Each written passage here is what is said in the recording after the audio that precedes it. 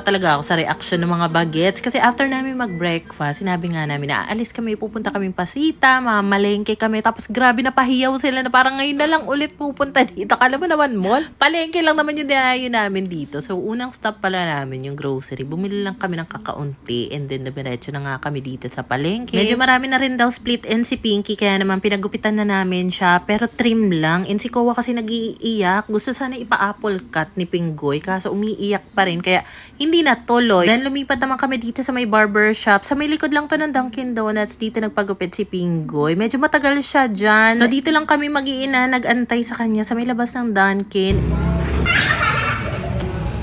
Yan ang gupit.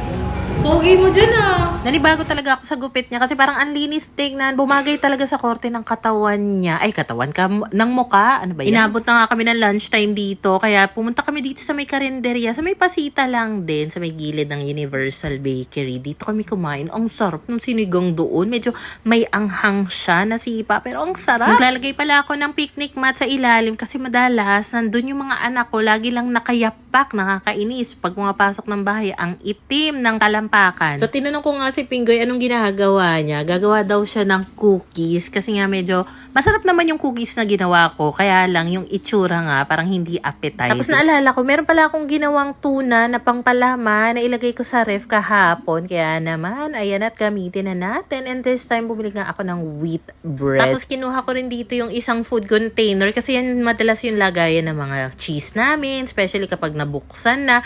Tapos, dito naman ako na-shock dahil pagkabukas ko nga, walang keso. Ang meron, dairy cream. Yung pala, ginamit na pala ni Pinggoy dahil kaninang umaga, nagluto pala siya ng carbonara, pero yung pasta na ginamit niya, yung bow tie, yung itsura, ang cute nga eh. Anyway, ay na nga pala ang merienda na Momshi, kain na tayo. So, update sa cookies na binake ni Pinggoy, ayan, hindi pa masyado luto, kaya naman binalik ko lang sa air fryer. Kagabi pala, bago matulog, nag-ayos nga ako dito sa damitan namin, tapos hindi ko na videohan yung itsura nung after, gawa ng antok na ako. Sabi ko, hindi pwedeng masayang yung effort ng pag-aayos ko dito nang hindi ko siya ma-flex dahil simpleng bagay lang to pero tuwang-tuwa talaga ako dahil matagal ko na kasing gustong gawin to. Talagang pinatagal ko lang kasi minsan talaga may mga bagay na gusto kong gawin kaso kapag inabot talaga ng katam, hindi pa talaga masisimulan. Yung maliit na puting drawer, yan pa yung galing sa kabilang bahay sa kusina nila. Wala nang ibang mapagamitan. Pinaglagyan ko na lang ng mga underwear niya tapos andito naman sa basket lahat ng mga pang basketball, pang futsal niya and I think kapag kinulang ako ng mga pang exercise outfit dyan na lang ako kukuha. In fairness, natuwa naman si Pinggoy dito sa mga pinagagawa ko sa damitan niya. And pinaalalahanan ko nga siya kung papaano kukunin ng maayos yung mga damit nang hindi nasisira dahil malilintik. Ay, grabe naman talaga. In fairness, gusto ko talaga yung gupit niya dyan kasi hindi ako sanay na sobrang linis. Basta ang ganda ng gupit niya. Tapos parang ang linis tignan gawa ng suot niyang v-neck na white na medyo tight. Parang ang sarap yung yakapin nito. Yakapin nga ni. Hindi pa nga naliligo ang Momshi. Pero naisip ko kasi bago ako maligo, eto na nga, lilinisin ko na muna itong higaan. Gawa na, nararamdaman ko may kumakagat na langgam. So, ang suspect dyan, yung mga bata, feeling ko, meron na naman tsumani ng kain dito ng cookies. Kasi nakakita ako ng cookie crumbs, nakakapikon talaga. Kaya naman, eto, for the linis nga, ako ginamit ko na yung vacuum, kahit na ayoko sana nga gumamit ng dekuryente. Pero wala akong choice. Gusto, mga te.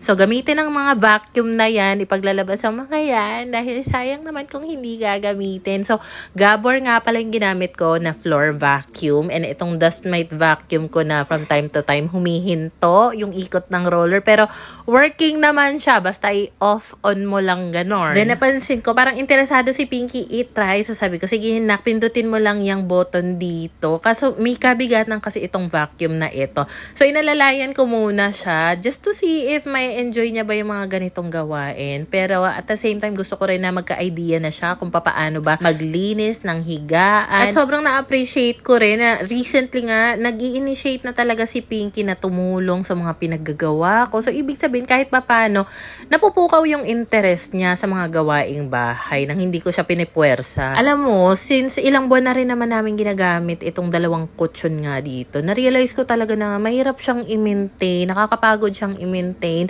dahil mabigat nga, 'di ba? Kaya gusto ko talaga may mabago na naman dito sa kwarto, 'di ba? Wala talagang kakontentohan yung babaitan na na yan. So, let's see kung ano mangyayari sa mga susunod na araw. Gagawa natin ng paraan. Maipush lang talaga yung pagbabago na gustong mangyari ng Ma'am Sheena. Medyo napapagod na rin talaga ako ng mga oras na yan. Pero kasi hindi ko matiis na hindi linisin ito. Pati na rin yung doon sa sala bago matulog. At saka, di ba nga sa araw hindi kami nag-aircon. So, hindi rin pwede na hindi ko paliguan ipag-shower yung mga bagets bago matulog. Siyempre, buong araw ka ba namang pawis, ganyan, amoy dahil tuwing hapon, naglalaro na rin sa labas itong mga bagets ko. Pero in fairness, magandang bagay din yun. Kasi may nililook forward na sila tuwing hapon na meron sila nakakalaro dito sa may labas nga namin. Pero ang kinakatakot ko lang din talaga is baka malingat ka lang. Kasi from time to time, merong mga dumadaan nga ng mga sasakyan sa harap. Kaya hindi rin talaga pwede na walang bantay sa kanila tuwing nasa labas sila ng bahay. Gawa na may times din talaga itong si Pinky. Bigla na lang maharurot ng takbo. Puno na rin pala ulit itong cute size naming basurahan sa kusina. Kaya naman, kailangan na natin yung dispatchahin. So, usually mga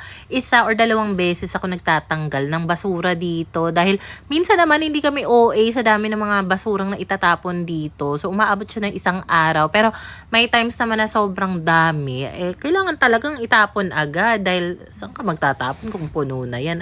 Tiisin ang amoy. So, dito nga pala sa area ng cabinet na ito, mga nakalagay dyan, mga cleaning supplies, mga stocks ng mga panglinis. Meron din ako maliit na drawer na nilagay dyan na naman, para sa mga school supplies naman ng mga bagets. So, tinago ko lang siya dyan para hindi naman laging nakikita ng mga anak ko dahil may tendency silang gupitin lahat ng papel na nakikita nila. So, since andito naman pala sa labas, si Pinggoy, sa may bandang gate nakatambay, sabi ko siya nang magtapon itong basura doon sa may malaki kaming basura na color blue sa labas ng gate.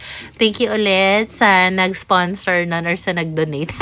Thank you so much. Ang laking tulong ng basurahan. Thank you so much ulit sa ating viewer na nag-offer ng basurahan. Kasi pinoproblema ko kaya yan nung unang lipat namin dito.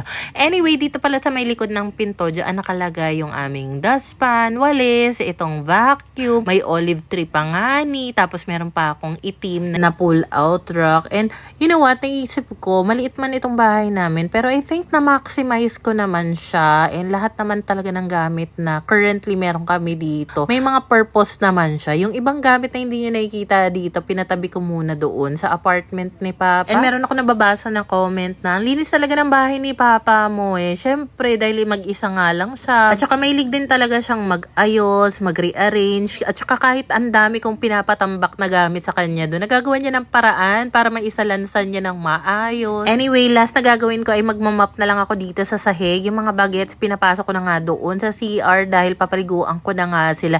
So, dito sa may cabinet namin, yung storage cabinet namin sa labas, doon ko lang din nilalagay yung spare na diaper. Hindi, meron pa rin kasi akong binibiling diaper sa kanila, pero hindi nakadami unlike before. Kasi paggabi, natakot kasi ako maihian yung higaan namin. So anyway, pagkatapos ko mapaliguan yung mga bagets, tsaka na rin ako maliligo. Alam mo, bigla ako may naalala. Kasi one time, nandun kami sa labas ni Kowa, nag-i-scooter nga siya, tapos binabantayan ko siya.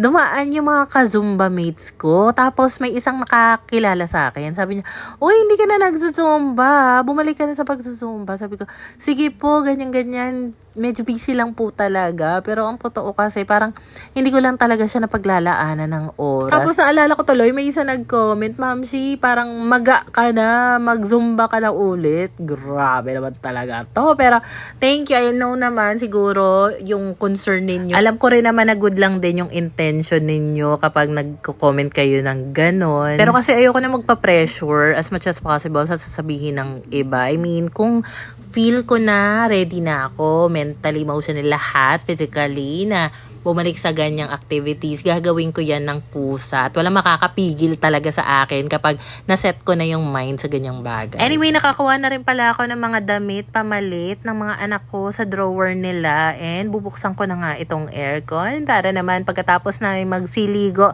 fresh na ang pakiramdam, ready na magpahinga, matulog at dahil basa pa nga yung buhok ng mga bagets, eto nga at binlow dry ko na muna sila. And alam mo ba, naalala ko diba kanina, pinagupitan namin si Pinky. Naawa ako sa mukha niya kasi habang binoblower nga siya, alam kong pinipigilan niya yung sarili niya na magreklamo pero init na init siya. Diba usually yung ginagamit na hair dryer sa mga salon, yung may init talaga. Like, kapag yung ginagamit kasi namin sa bahay, nakakapili pa sila kung cold ba or warm air, yung hair dryer mode na gagamitin namin sa kanila. Second time pa lang yata namin napapagupitan ng buhok si Pinky sa salon. And napansin ko na yun talaga yung pinakaayaw niyang part, yung hair drying part na ang init nga ng buga. Itong ginagamit kong pampatuyo ng buhok namin, ang brand niya is Bomidi. Matagal na sa amin yan, years na rin. Up to now, okay na okay pa rin siya. Medyo pricey lang talaga, pero if bet nyo naman, i-check out mo na. Thank you for watching!